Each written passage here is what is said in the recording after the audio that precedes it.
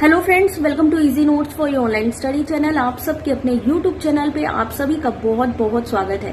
Friends, UGC net exam सबसे important exam है और सबसे बड़ी बात है, ये नेशनल एग्जाम है, नेशनल एलिजिबिलिटी टेस्ट है। अगर आप असिस्टेंट प्रोफेसर बनना चाहते हैं या फिर आप पीएचडी करना चाहते हैं, उसके अलावा अगर मैं बात करूं रिसर्च के क्षेत्र में जाना चाहते हैं, तो भी ये बहुत ही इंपॉर्टेंट एग्जाम होता है, एंट्रेंस एग्जाम होता है। तो ऐसे में जो कि साल में 2 बार होता है, जून का एग्जाम हुआ जो कि पेपर लीक की वजह से कैंसिल कर दिया गया।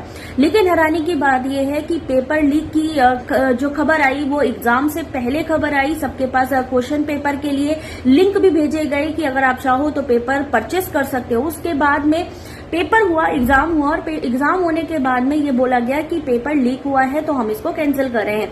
फिर सीबीआई की रिपोर्ट आती है और सीबीआई की रिपोर्ट में ये कहा जाता है कि पेपर लीक नहीं हुआ। हालांकि वो पूरी इन्वेस्टिगेशन नहीं थी, ना तो कोई एविडेंस है, ना तो किसी को उन्होंने सामने लाया कि जिसकी वजह से ये प्रूफ हो सके कि पेपर लीक नहीं हुआ। तो यहाँ पर एक चीज सबसे बड़ी बात है कि कैंडिडेट के साथ कंफ्यूजन की स्थिति बनी हुई है और कंफ्यूज इसलिए ज्यादा है क्योंकि री एग्जाम की एग्जाम शेड्यूल आ चुका है। अब ऐसे में री एग्जाम 21 अगस्त से 4 सितंबर के बीच है। अगस्त शुरू हो चुका है, तो क्या री एग्जाम होगा या फिर आपकी रिजल्ट और आंसर की आएगी? अगर आंसर की आती है या रिजल्ट आता है तो उसकी भी नोटिफिकेशन जारी की जानी चाहिए थी यूजीसी की तरफ से। तो इसके खिलाफ याचिका दायर की गई एडवोकेट उज्जवल गौर जी के द्वारा, लेकिन उनको भी रिफ्यूज कर दिया गया कि आप क्यों यहाँ पर इंटरेस्ट ले रहे हो, डायरेक्टली कैंडिडेट्स को आना चाहिए, तब हम इस चीज पर सुनवाई करेंगे। तो कैंडिडेट्स ने भी अब यहाँ पर एक्शन लिया और यहाँ पर दोबारा याचिका दायर की गई। कुछ पॉइंट्स है जो मैं आपको बताना चाहती हूँ कि क्या है इस याचिका में। पहली चीज तो ये है कि अगर एग्जाम लीक नहीं हुआ है जैसे कि सीबीआई ने कहा है, तो री एग्जाम क्यों होना है उसको कैंसिल कर दिया जाए, स्टे लगा दिया जाए जब तक कि सीबीआई की इंक्वायरी कंप्लीट नहीं हो जाती। इन केस अगर पेपर लीक हुआ भी है तो जिस सब्जेक्ट में पेपर लीक हुआ है या जिस पर्टिकुलर जगह पे ये पेपर लीक हुआ है, तो वहां पर जो है री एग्जाम करवा सकते हैं। उसके अलावा कमेटी यहाँ पर बनाई जाए री एग्जाम से रिलेटेड या हम कहें एग्जामिनेशन पेपर लीक से रिलेटेड, जिससे कि आगे आने वाले टाइम में कोई भी पेपर लीक ना हो। क्योंकि सबसे ज्यादा कैंडिडेट सफर करते हैं, सबसे ज्यादा लड़कियां भी सफर करती हैं, क्योंकि उनके लिए बाहर निकलना, दूसरी जगह पे सेंटर पे जाना, एग्जाम देना बहुत ही डिफिकल्ट काम है।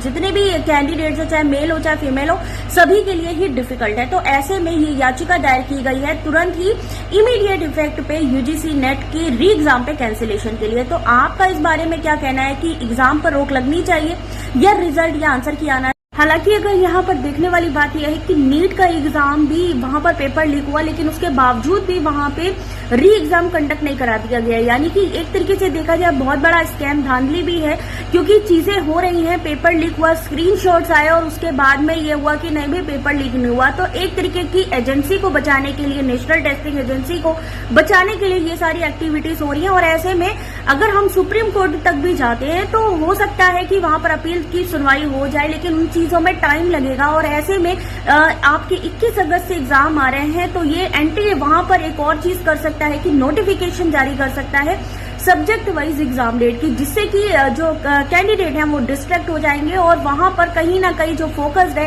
कि री एग्जाम को स्टे लगाने वाली कुछ ही लोगों तक ही सीमित रह जाएगी। तो ऐसे में आप लोगों से मेरी बार बार यही रिक्वेस्ट है कि मेंटली भी अपने आप को प्रिपेयर रखिए, अपने आप को तैयारी में भी लगा के रखिए कि इन केस जो भी डिसीजन हो, अगर आंसर की रिजल्ट आता है तो वेल एंड गुड है, बट अगर मान लीजिए इन्होंने कहा नहीं भाई री एग्जाम होना है, तो 20 दिन रह गए हैं एग्जाम के लिए, आपने जून का एग्जाम दिया है, ऐसे में आने वाला जो 21 अगस्त का एग्जाम है वो कहीं आपका इन्हीं सब चीजों में पढ़ के गड़बड़ ना हो जाए।